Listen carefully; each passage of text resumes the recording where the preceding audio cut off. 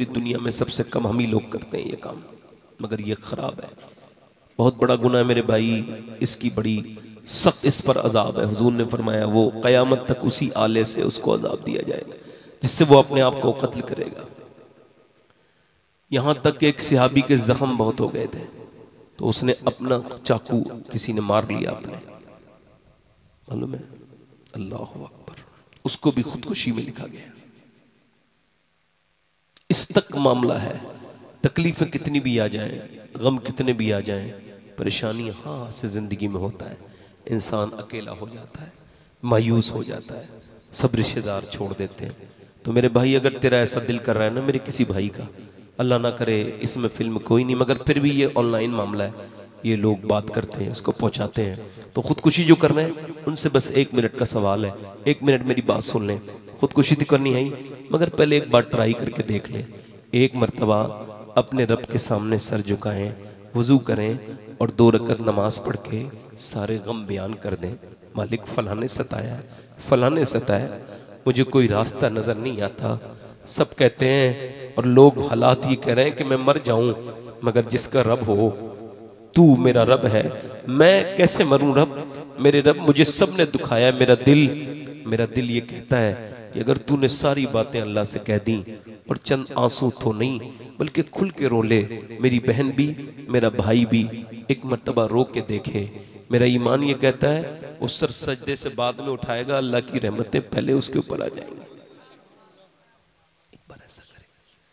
अब औरतों को वक्त कहाँ है, उनके बच्चे जहन्नम में जाएं उन्हें मंजूर है। मुझे बताओ जो बच्चे 10 साल की उम्र में गाना फिल्म देख रहे हैं, बड़े होके क्या करेंगे वो बताओ? आपको क्या लगता है नेक औलाद बनेगी? तो फिर जानवरों की तरह बच्चे पैदा करना जरूरी थे या फिर इनको कुछ तरबियत भी देना जरूरी था? पूछ रहा हूं आपसे। ये जो छोटे छोटे बच्चों को रोने पे मोबाइल देती है मेरी बहनें, ये असल में मोबाइल नहीं दे रही। कैम्ब्रिज यूनिवर्सिटी ने इस पर रिसर्च किया। उनका ये औरतें जो अपने बच्चों को रोते हुए वो छुपाने के लिए मोबाइल देती हैं, मोबाइल नहीं देती, ये ड्रग्स देती हैं, ड्रग्स। ये जहर दे रही हैं अपने बच्चों को, ये बर्बाद। आपको बताऊं ये एबनॉर्मल है। बंदा अगर 4 घंटे से ज़्यादा देखता है, यूरोप में इसके लिए अलग वार्ड बने हुए हैं इलाज के लिए। 4-5 घंटे से ज़्यादा मोबाइल देखना ये बीमारी है, चाहे मर्द देखे चाहे औरत। इससे बड़ी प्रॉब्लम्स हैं, बड़ी तकलीफ़ें हैं। ये लेटरीन में और बाथरूम में खाना खाने इसके वक्त भी मोबाइल चल रहा है, इससे पीछा छुड़ाएं खुदा के वास्ते, इससे बचें। डेटा फ्री है, आपकी ज़िंदगी फ्री नहीं है। ये सोचने की ताकत छीन लेगा आपसे मोबाइल, इससे बचें, इससे बचाएं। याद रखें एक बच्चा पागल हो गया यहाँ पे कर्नाटका में, मेरी बहनें बेटियां सुन रही हैं, इनके लिए बयान कर रहा हूँ। कुछ तो मेरी बहन बेटियां ऐसी जो माएँ हैं और कुछ इंशाल्लाह मुस्तकबिल में बनेंगी, अल्लाह उनको नेक औलाद अता करे। तो उनसे कह रहा हूँ मेरी बहनों से, इसको सुने कि वो बच्चा जब पागल हुआ, उसकी माँ उसको अस्पताल में लेके गई, तो उसका वो कह रहा है मेरा मोबाइल दो जल्दी से। डॉक्टर कह रहा है क्या मतलब? कहा ये बच्चा मेरा, कहा ये तो पागल हो गया, इसका दिमाग, मोबाइल दो। कहा क्या मतलब, तेरी माँ कहाँ है? कहने लगा मोबाइल के अंदर है, पबजी के अंदर मेरी अम्मी है, मेरा बाप 6 साल का बच्चा है, दिमाग उसका पागल। इंटरनेट पे कोई भी जाके उसकी वो वीडियो देख सकता है। वो बच्चा रो रहा है लगातार, कह रहा है मेरी माँ कहाँ है, मेरा बाप इसी के अंदर है पबजी के, और रोता चला जा रहा है। माँ रो रही है, मैं तेरी माँ हूँ। कहा नहीं नहीं, तू मेरी माँ नहीं है, मेरी माँ तो उसके अंदर है। चूंकि इमाम गजाली ने लिखा है कि जानवर का बच्चा जब पैदा होता है माँ को पहचान लेता है, बकरी का, भैंस का। इंसान का बच्चा कोरा कागज है, वो जो उसे प्यार करता है उसे ही अपना समझ लेता है, जिसके साथ वक्त गुजरता है उसी को अपना समझ लेता है। अब वक्त उसका पबजी के मोबाइल के साथ गुजरा, उसने मोबाइल को ही अपना समझ लिया। बाप उसके साथ बैठा नहीं, बाप को इतना वक्त नहीं उस जाहिल बेवकूफ को कोई समझाए कि तू घर में आके भी इंस्टाग्राम देख रहा है, घर में आके भी फेसबुक, तोड़ दे इस मोबाइल को, ये तुझे औलाद जैसी नेमत से महरूम कर रहा है ये मोबाइल। और फिर अपने सीने पे बच्चों को लेके देख, जब बच्चे बाप आता है ना घर में और जब बच्चे उससे चुपटते हैं, उससे जाके सीने से लगते हैं, तो वो सारी तकलीफें भूल जाता है। औलाद नेमत इतनी बड़ी है, मगर तूने इसको सोचा ही नहीं। तूने मेरी बहन इसको गौर नहीं किया कि मियाँ दिल्ली में एक औरत जो है ना, वो रात का वक्त रो रही है, छोटा सा उसका घर है, मिट्टी का, और वो रात के वक्त में रो रही है। उसका बेटा उसके रोने की आवाज सुन के उठा और जाके करीब जाके देखा तो अम्मा रो रही है। अम्मा क्यों रो रही है? अम्मा कह लगी मेरे बेटे और कोई बात नहीं, अभी हाथ पे मेरे छिपकली चढ़ गई और फिर उसके बाद मुझे अपनी कब्र याद आई। आज छिपकली हटा दी, कल कब्र में क्या होगा मेरे लाल? एक न एक दिन तो मुझे कब्र में जाना ही है, कब्र तो मेरा ठिकाना है। मेरे बेटे बस अपने रब से कह रही हूँ मालिक मैं आज औरतों को देखो, कॉकरोच अगर उनकी बाथरूम में हो तो नहीं जाती, एक छिपकली का बच्चा हो जब तक भी नहीं जाती, मगर उस कब्र की क्या तैयारी है जहां बड़े कीड़े हैं, जहां तुम भी जाओगे। ये जो तकरीर कर रहा है ये भी एक दिन मर जाएगा और जो सुन रहे हैं ये भी मर जाएंगे। कोई ना सुनाने वाला बचेगा, ना कितने सुनाने वाले इस धरती पे आए थे चले गए। कोई गुल बाकी रहेगा और ना चमन रह जाएगा, पर रसूलुल्लाह का दीन हसन रह जाएगा। ये हवाएं यूं ही चला करेंगी मगर हम नहीं होंगे, ये बहारें यूं ही फसलें आया करेंगी मगर मैं और तुम नहीं होंगे। मेरे भाई वो कब्रें तुम्हारा इंतजार कर रही हैं, वो कब्रें मेरी बहनें तुम्हारा इंतजार कर रही हैं। मेरी बेटियां ये जो फैशन में लगकर अल्लाह को भूल के कभी सजदे नहीं करती, इनसे कह रहा हूं, वो रो के कह रही है, मैं वो औरत नेक सैयदादी कहती है मेरे बेटे मैं इस वजह से रो रही हूं कि अल्लाह मुझे कब्र के अजाब से बचाए। बच्चा बोला अम्मी आप तो बहुत बड़ी हैं, मैं तो अभी बहुत छोटा हूं, मैं मर गया तो मेरा क्या होगा? माँ बोली बेटे सजदे में चला जा, अल्लाह तुझे कब्र के अजाब से बचाएगा। बेटा जब सजदे में गया वजू करके, जब सजदे में गया तो माँ रो के बोली मालिक यहाँ आ गया, ऐसे कबूल कर ले मेरे लाल को। मेरे रब ये मेरा बेटा यतीम है, मैं बेवा औरत हूँ, इस मेरे बच्चे को यहाँ तक लाना मेरा काम था। कभी अपने बच्चों को सजदा करा के रोया करो अल्लाह की बारगाह में, मालिक तूने औलाद दी है तो जहन्नम से भी बचा ले, चूंकि ये जहन्नमियों वाले काम है। नमाज न पढ़ना ये जहन्नमियों वाले काम है। गंदी गंदी तस्वीरें देख करके दिल पे कोई असर न होना ये जहन्नमी होने की अलामत है, वरना ईमान वाले को तो एक गुनाह ही परेशान कर देता है। ये सुबह शाम गुनाह करना ये जहन्नमी की अलामत है। ओ मेरे भाई वो औरत रो के कहती है मालिक मुझ पे फजल कर दे, मेरे बेटे को कबूल कर ले। अल्लाह का करम ऐसा हुआ वो रोज रोती थी, माँ जो है बूढ़ी हुई इंतकाल कर गई, बेटे का रंग दिल्ली पे चढ़ा, बेटे का विसाल हो गया। मगर जाके अब दिल्ली में तलाश करो बादशाहों की बीबियों की कब्रें नहीं मिलेंगी, मगर जो अल्लाह के सामने रोती थी उसका मजार 3 बीघा जमीन में बना हुआ है। उसका नाम सैयदा जुलेखा अल मारूफ माई साहिबा है। हर बुध के दिन हर हफ्ते उसके मजार पे मेला लगता है और करीम में उसके बेटे का मजार है। बादशाहों की हुकूमतें बदली और उसकी कब्रें मिट गई, मगर उनकी कब्रें अब तुमको नहीं मिलेंगी, ढूंढोगे तब भी। मगर उसके बेटे की मजार पे रोज मेला लगता है, उसके बेटे का नाम निजामुद्दीन महबूब इलाही है। सुभान अल्लाह, नारे तकबीर, नारे रिसालत, फैज़ाने हुजूर गौसे आज़म। मेरी बेटियां मेरी बहनें एक बार आए तो, वरना मैं आखिरी बातें करूं। दिल लग रहा आप लोगों को? नहीं लग रहा? कितने लोगों का लग रहा है? कोई मैं अल्लाह ताला आपको सलामत रखे। अच्छा आप वही लोग हैं जो बारिश के बाद चले गए थे, मगर अल्लाह सलामत रखे आपने जाना नहीं चाहिए था। मेरे जैसा खादिम कभी आए तो ना जाया करो। हमें यकीन है अपने रब से, हमने इतना लंबा हम आए हैं हुजूर की महफिल करने, तो वो बड़ा करीम है। मैं फिर एक बात आपके सामने छोड़ के जा रहा हूँ, इस बात को ट्रांसफ़र कर रहा हूँ आपके दिलों में। अगर हो जाए मेरी बात कि देखो सबके सामने रोने से क्या फ़ायदा, अंधे के सामने रोगे तो अपने भी नैन, रोना है तो रब के सामने रो। याद रखो सजदा ही तो है, तवज्जो करो, सजदा ही तो है।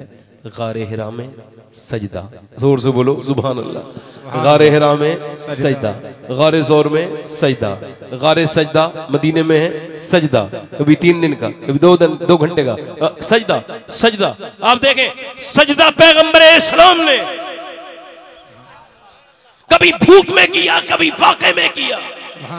लोग कहते हैं करबला के मैदान में हुसैन ने जैसा सजदा किया है वो लाजवाब है, ऐसा कोई सजदा कर नहीं सकता। बात बिल्कुल ठीक है, मगर ये बात बिल्कुल पूरी नहीं है। पूरी बात शुरू होती है मक्के से कि पहले नानी खतीजा के सजदे लाजवाब हैं, उसके बाद नाना मुस्तफा के सजदे लाजवाब हैं, और सुनो पहले माँ फातिमा के सजदे लाजवाब, बाप अली के सजदे लाजवाब, फिर जाकर के करबला के मैदान में हुसैन। सुभान अल्लाह सुभान अल्लाह। नारे तकबीर, नारे रिसालत, जिक्र अहले बैत, खानदान अहले बैत, सुभान अल्लाह।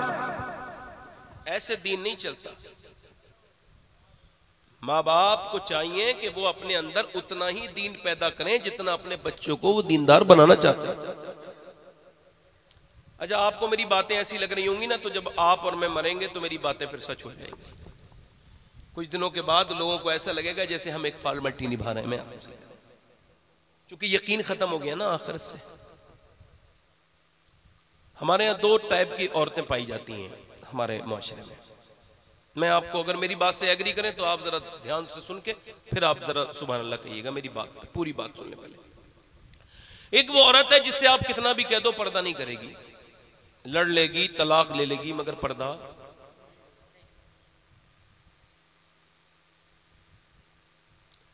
मतलब ये हर जगह पे पर्दा ही है। अब तो औरतें नई बातें करने लगी हैं, कुछ मर्द भी शुरू हो गए। ये कहती हैं दिल साफ होना चाहिए, पर्दे की क्या जरूरत है, हमारा तो दिल साफ है, पर्दा तो दिल का होता है। अबे तो दिल तेरे मुंह पे थोड़ी लगाया अल्लाह ने, दिल का तो पहले ही पर्दा है।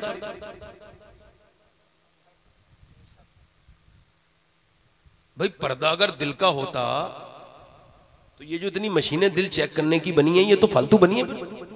ऊपर से देख लेता जैसे तेरी आंखों को देख लेता है। इसका मतलब जो ऊपर से दिखता है उसका पर्दा भी ऊपर से ही है। नहीं साहब, दिल साफ होना चाहिए। अच्छा सुने, अल्लाह ने फरमाया महबूब आप अपनी बीवियों से, अपनी बेटियों से कहें कि वो अपने चेहरे ढकें, पर्दा करें। तो कोई ऐसी लड़की है जो ये क्लेम करे, ये दावा करे कि मेरा दिल हुजूर की बेटी फातिमा से भी ज्यादा साफ है? भाई बताओ। अच्छा, वो अगर ऐसा कहेगी तो मुसलमान रहेगी? अगर दिल का ही पर्दा है तो अम्मी आयशा फरमाती हैं जब मैं हज पे जा रही थी हुजूर के साथ, तो जब सहाबा हमारे काफिले के करीब आते थे तो मैं चेहरा ढक लेती थी, और जब हुजूर और मैं होती थी तो चेहरा खोल लेती थी। कौन ऐसी औरत है जो अम्मी आयशा सिद्दीका के कदमों के बराबर हो जाए? एक औरत वो है जो पर्दा, इसे कितनी भी तकरीर सुना लो, इसको नहीं करना है। अच्छा, औरत को ये खबर हो कि नहीं, आपको बता रहा हूं ये मसला, ऐसे औरत ने अपना वजू करना है ऐसे करके, ये कोंगनी खोलनी है तभी तो वजू होता है ना। और अगर ऐसी जगह वो वजू कर रही है मेरी बहन जहां पर पानी है और वहीं आदमी भी है, गैर महरम मर्द बैठे हैं वहां पे, अब अगर हाथ खोलेगी तो वो बेपर्दगी हो जाएगी। तो शरीयत ये कहती है कि उसको चाहिए कि वो अपना हाथ ना खोले, तयम्मुम करके नमाज पढ़े, वजू ना करे। ये आपको बता रहा हूं कि औरतों के लिए ये फैसिलिटीज और ये रियायत जो है ना ये एक्स्ट्रा है। जैसे मर्द मरे तो 3 कपड़े, औरत को 5। जैसे मर्द नमाज पढ़े तो यहां तक हाथ उठाए और सिर्फ यहां तक हाथ उठाए। आप समझ रहे हैं? मर्द के जिस्म की बनावट और औरत की और। अल्लाह ये नहीं चाहता कि औरत जब हाथ उठाए तो उसकी बेपर्दगी हो, तो लिहाजा अल्लाह ने अपनी नमाज का तरीका अलग कर दिया। अब जो औरतें फिटिंग का लिबास पहनती हैं ये तो मरे, बस एक मरतबा मरे, फिर उनको पता चलेगा इन्होंने गुनाह कितना बड़ा किया है, ये जराइम कितना बड़ा जुर्म है, ये अपने जिस्म को जाहिर करना। अल्लाह के प्यारे रसूल सल्लल्लाहु अलैहि वसल्लम की बेटी दुनिया से जाते वक्त रो रही हैं। हजरत अली ने कहा आप तो अपने अब्बा से मुलाकात की बड़ी ख्वाहिशमंद थी, आपको क्या मौत से डर लगा है? नहीं नहीं। कहा फिर? यही सोच रही हूँ जीते जी जो पर्दा किया, 17 दिन का चूल्हा नहीं जला फिर भी पर्दा किया। आज इस बात से रो रही हूँ कि जब इंतकाल होता है तो ऊपर चादर ढकी जाती है, समझ रहे हैं, तो पता चल जाता है मरने वाला कितना मोटा है कितना पतला है। तो मैं सोच रही हूँ कहीं मेरे इंतकाल के बाद जब मेरा जनाजा निकले तो किसी को ये खबर ना हो जाए कि मोहम्मद की बेटी कितनी पतली है कितनी मोटी है। बस यही बात रुला रही है। इंतकाल के बाद मेरा इमाम कहता है जिसका आंचल न देखा मोह मेहर ने, उस रिदाए नजाहत पे लाखों सलाम। खून खैरुल रसूल से है जिसका खमीर, उसकी बेलौस तीनत पे लाखों सलाम। सैयदा ज़हरा तैयबा ताहिरा, जाने अहमद की राहत पे लाखों सलाम। मेरी बेटी जरा समझ तो, हम बात तुझसे क्या कर रहे हैं। जरा पर्दा इतना जरूरी है। एक ये तो पर्दा कर नहीं रही है, ये एक टैब है, ये बाजार में बेपर्दा मजार। एक दूसरी है, कॉलेज के बाहर खड़ी है, पूरा लिबास पर्दे वाला है, और वो जो मैनेजमेंट है ना वो उससे झगड़ रहा है। पेपर देने तो हिजाब उतारो वरना पेपर नहीं दे पाओगी। वो बहस कर रही, नहीं हिजाब के साथ ही पेपर दूंगी। कहा हमारा रूल ये है, या तो हिजाब उतारो या फिर अपना पर्दा अपने पास रखो और इम्तिहान न दो। उसने उसकी कॉपी उठाई और उसके मुंह पे मार के कहा, ये ले अपनी कॉपी, मैं दुनिया में तेरे इम्तिहान में कामयाब होने के लिए नहीं आई, मैं तो अपने रब की बारगाह में कामयाब होने आई हूं। मैं तेरी कनीज नहीं हूं, मैं तो मदीने वाले मुस्तफा की कनीज।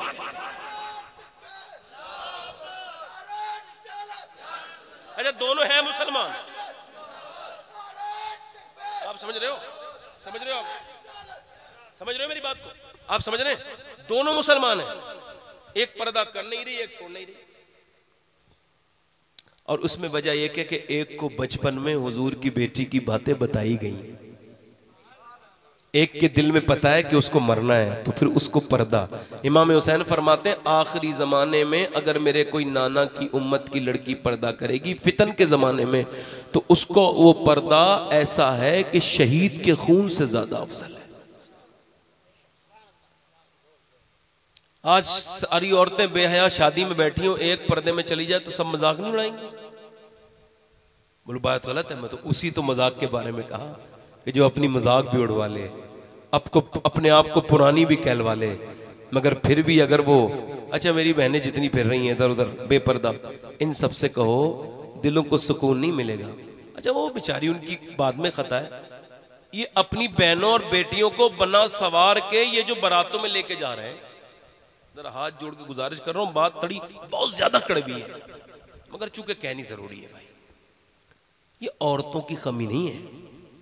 अकबर इलाहाबादी ने कहा था, देखा जो चंद बीबियों को उम्मत की बेपर्दा, अकबर गैरत कौमी से जमीन में गड़ गया। पूछा वो तुम्हारा पर्दा वो क्या हुआ? बोली कि अक्लों पे मर्दों की पड़ गया। ये मर्द जो लेके जा रहा है अपनी बीबी, अपनी बहन, अपनी बेटी को तैयार करके सजा के सवार के मैकेप करा के, तो ये तो कल दूसरे लोग काम करते थे, दूसरे मर्दों को अपनी औरतें पेश करने वाले तो कोई और ही होते थे ना।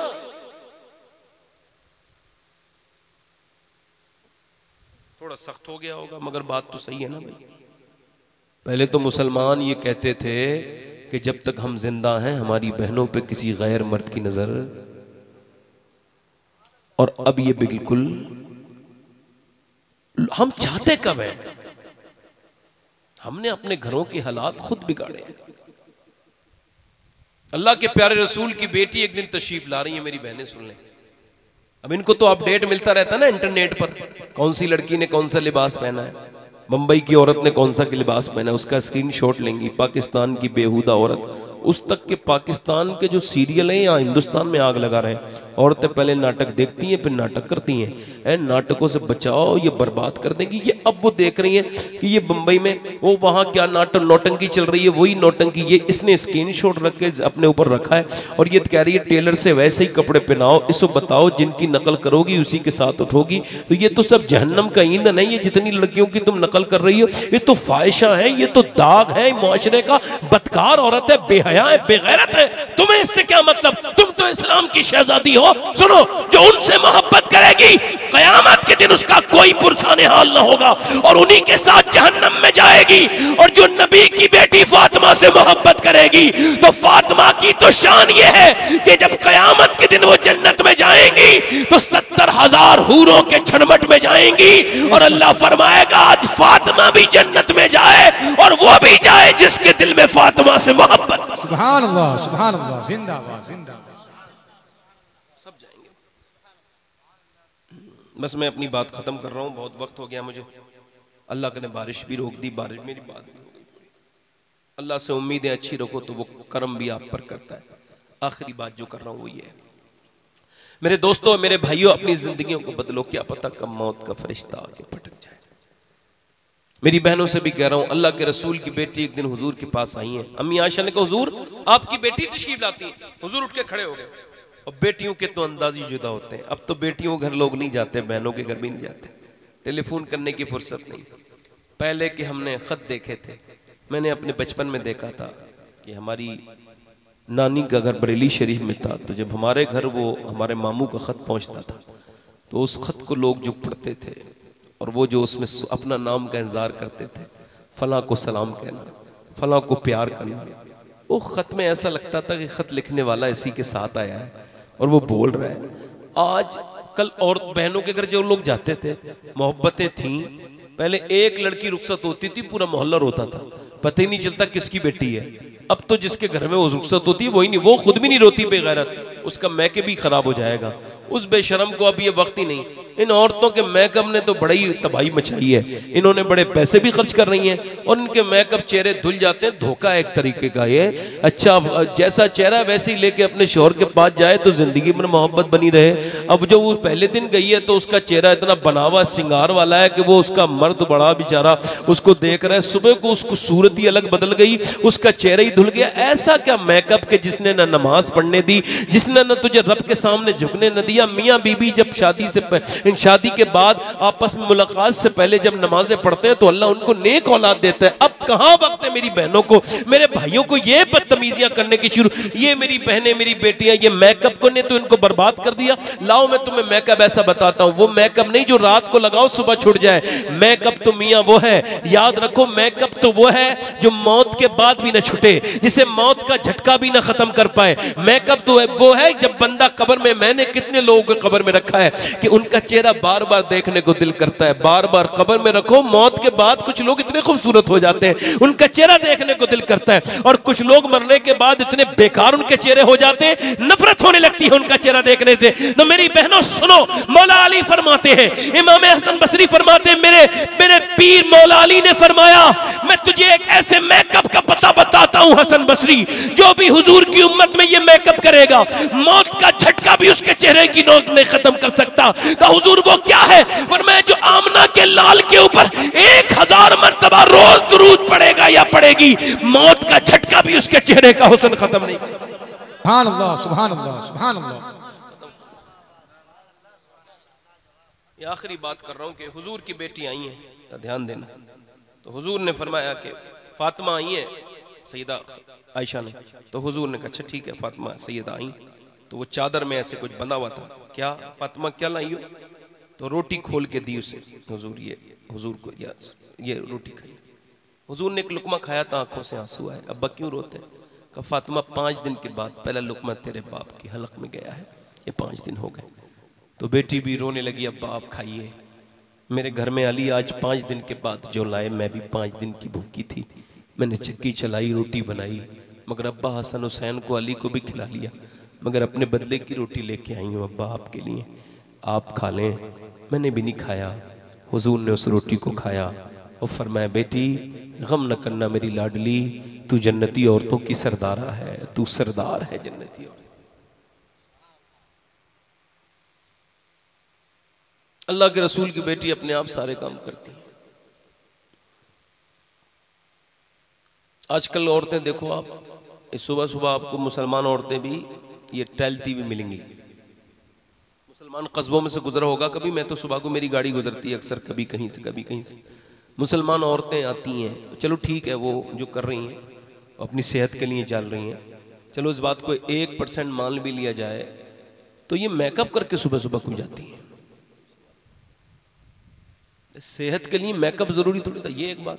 दूसरी बात यह है कि एक औरत ने सुबह उठी और उठने के बाद उसने नाश्ता बनाया, फिर नाश्ते के बर्तन धोए, फिर घर में कपड़े वपड़े धोए, फिर दोपहर का खाना बनाने का वक्त हो गया, दोपहर का बनाया, फिर उसने शाम की चाय वगैरह बनाई, फिर रात को खाना बनाया।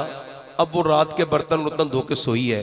सुबह 4 बजे अगर कोई उसे उठाएगा, चलो टहलने चल रही हो तो मुंह पे थप्पड़ मार के कहेगी पूरे दिन थक गई हूं मैं, मुझे ज़रा सोने दो। ये जो हरामी हो गई ना औरतें, बुरा ना मानना मेरी बात का, थोड़ा सख्ती है बात कि ये कुछ काम ही नहीं करती। आजकल 2-2 नौकरानी लगी हैं और बेटी बड़ी गम में है, बड़ी दुख में, कोई बात आए तो मैडम साहब रोने लगती हैं ज़रा सी। ये दुनियादार बन गई औरतें, ये काम नहीं करेंगी तो ऐसे ही ये सब होगा, यही बुढ़ापा बढ़ेगा, यही बीमारी बढ़ेगी। ये मियाँ ये इसको सुने, औरत का हुस्न ये है कि वो घर में अपने काम करें। झाड़ू लगाने से बड़ी वर्जिश और दुनिया में कौन सी हो सकती है? बेहतरीन वर्जिश है औरत के लिए, झाड़ू लगाना बेहतरीन वर्जिश है, बर्तन धोना बेहतरीन वर्जिश है। अल्लाह ने वर्जिश के साथ, वर्जिश यही तो वर्जिश है। ये बेहयाओं के साथ इधर उधर घूमने वाली बच्चियां, उनसे भी गुजारिश करता हूं मेरी बेटियों, मेरी बहनों, अपनी आखिरत बेहतर बनाना चाहती हो तो अपने घरों में रहो। औरत घर में बेहतर रहती है। हुजूर ने फरमाया फातिमा तुम घर के सारे काम करोगी, अली बाहर के सारे काम। तो मैं आपसे अर्ज कर रहा हूं अपनी जिंदगियों को तब्दील करें। आखिरी बात मेरी ये है कि अभी 3 महीने हुए हैं, इससे ज्यादा कोई 10-12 दिन, मैंने अपनी माँ को अपनी उसकी कब्र में उतारा है। दुआ करो मैं भी उसी के पीछे पीछे जाऊंगा। 24 साल हो गए मेरे वालिद को, उनको भी मैंने दफन कर दिया, ताया मेरे चले गए। और हजरत उमर ने एक आदमी रखा था, कहा भाई तुम मेरे पास नौकरी करो। कहा क्या काम है साहब? कहा तुम्हें मुझे मौत याद दिलानी है, बस रोज मुझे याद दिलाया करो उमर को मरना है। कहा हुजूर क्यों? का अगर तू रोज याद दिलाएगा तो मैं कभी कोई गलत फैसला नहीं करूंगा, चूंकि तुम मुझे मौत याद दिला। एक दिन आपने फरमाया अब ना आना, जाओ चले जाओ। उसने कहा क्यों? कहा अब क्या बात है? तो आपने फरमाया मेरी दाढ़ी का एक बाल सफेद हो गया है, ये मुझे याद दिलाता रहेगा कि उमर को मरना है। आज तो दाढ़ी की आधी आधी सफेद हो गई, मगर मौत का कोई फिक्र नहीं है। न ये अमीरों को छोड़े न गरीबों को छोड़े। आला हजरत फरमाते हैं हाय गाफिल, हाय वो क्या जगह है जहां 5 जाते हैं 4। ये देखो ये दो ऊपर है खबर के, एक तो नीचे वाला पोर्शन होता है, बिल्कुल नीचे होता है। 2 जगह होती है ना, एक बैठक होती है, एक उसके नीचे बिल्कुल आखिरी। तो वो बैठक वाले कहने लाइए भाई लाइए। अब वो जो बेटी आ रही है, वो औरत जो आ रही है, उसका बेटा नहीं रोक रहा है, उसका भाई नहीं रोक रहा है, नहीं नहीं इसका बाप है, वो बेटा नहीं रोक रहा है, सब कह रहे लाओ लाओ। उन्होंने लिया, मैंने अपने सामने अपने हाथों से रखे, बहुत मुर्दे, बहुत, मैं कुछ याद भी नहीं मुझे। मैं 15 साल से लगातार कब्रिस्तान में जाने का शौकीन, क्योंकि कब्रिस्तान आपको गुनाहों से बचाता है, याद दिलाता है आखिरत की। मेरे दादा सब आ गए, तुम भी जाओगे। अब वो कह रहा लाओ भाई लाओ, उसने ले लिया। अब 2 ने फिर 2 नीचे वाले उन्हें दे दिया। अब वो बड़ी मुश्किल से उन्होंने नीचे रखा, वो दोनों निकल गए, ये दोनों भी निकल गए। अब मेरा इमाम क्या शेर, आला हजरत मुजद्दिद हैं, वो ऐसे कोई बात नहीं कहते। उन्होंने जब हाय कहा है तो गौर करना चाहिए। कहते हैं हाय गाफिल, वो क्या जगह है जहां 5 जाते हैं 4 फिरते हैं। 5 गए खबर के अंदर, 4 फिर गए, यानी एक अंदर रह गया, मगर तुम भी अंदर नहीं रहोगे।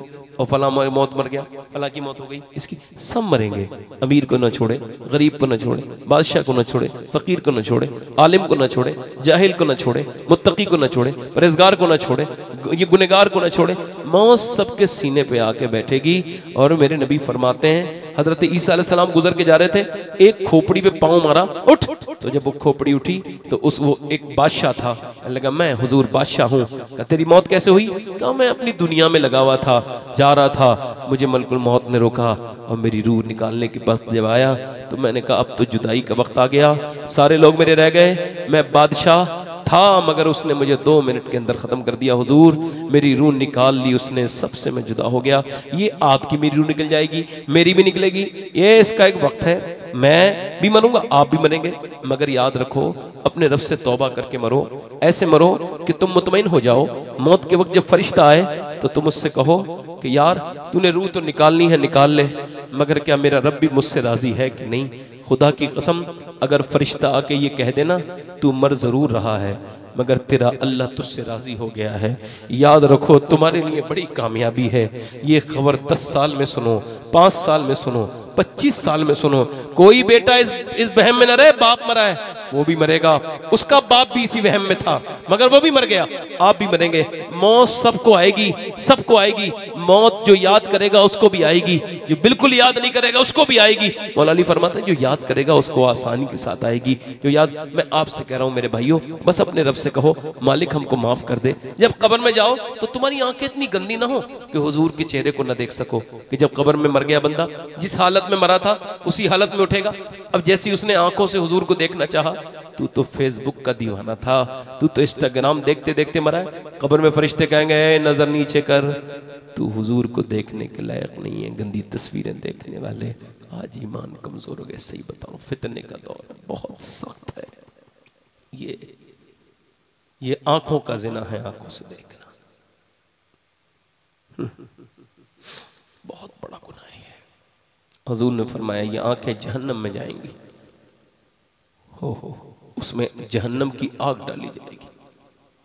ओहो ओहो, बड़ा इंसान सख्त हो गया। अपने रब से कहो मालिक माफ कर दे। एक किफल नाम का लड़का था, हर रात एक नई लड़की बुलाता था। एक लड़की आई एक दिन, रोने लगी। इसने कहा क्यों रोती है, पैसे नहीं दिए? का पैसा सब कुछ थोड़ी होता है, मेरे बहन भाई भूखे हैं, मेरा बाप मर गया। तो फिर रो क्यों रही है? रो इस वजह से रही हूँ मालिक से अर्ज कर रही हूँ, रब अगर मेरे पैसे की जरूरत ना होती, मेरे बहन भाई भूखे ना होते तो अपना जिस्म कभी ना बेचती है। मेरे करीम मुझे माफ कर दे, मैं एक कमजोर औरत हूँ, लड़की हूँ। वो बहुत फूट के रोई। हुजूर फरमाते हैं रोई वो, अल्लाह ने दिल उसका धो दिया किफल का। जा मैं तुझे अपनी बहन बनाता हूँ। वो तो चली गई, पैसे उसको सारे दे दिए। फिर सजदे में गिर के बोला मालिक एक दिन आई थी, हाथ तक नहीं लगाया, और मैं तो कब का मुजरिम हूँ, मैंने तो कितनी इज्जतों पे डाके डाले, अगर मेरे जैसा कोई गुनहगार नहीं तो करीम तेरे कर्म की भी कोई हद नहीं है। मेरा दिल बड़ा घबराता है कि जब मरूंगा तो तेरे पास कौन सा मुंह लेके जाऊंगा, मैं तेरा भागा हुआ मुजरिम आज तेरी बारगाह में मेरे रब में रो रहा हूं, मुझे माफ कर दे। हुजूर फरमाते हैं ऐसा रोया उसके दिल की धड़कन ही रुक गई, मर गया। कोई सुबह को जनाजा उठाने नहीं आया। इसका जनाजा उठाएंगे, जिना करता था, जानी बच्चियों की इज्जत लूटता था, कोई जनाजा उठाने नहीं आया।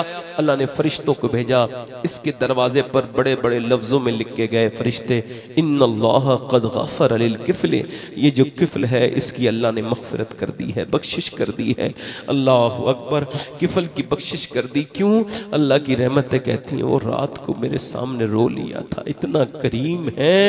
अल्लाह अकबर, वाले मन खाफ़ मक़ाम रब्बिही जन्नतान, जो अल्लाह के सामने जाने से डरता है उसके लिए दो जन्नतें हैं, दो।